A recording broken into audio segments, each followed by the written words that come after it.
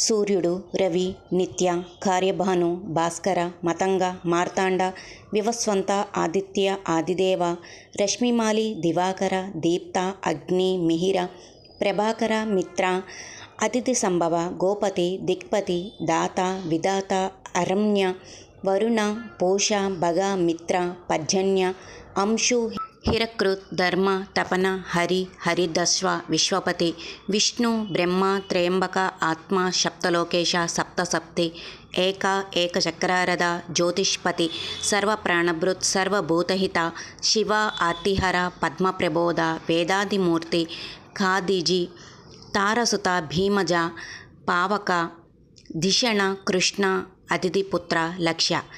ఈ 58 నామాలు నిత్యం చదువుకుంటే ఆ సూర్యనారాయణుడి అనుగ్రహం పొందవచ్చు. ఆయనను ఈ నామాలతో ఏ ఒక్క నామంతో అయినా నమస్కరిస్తే అత్యంత ప్రీతి.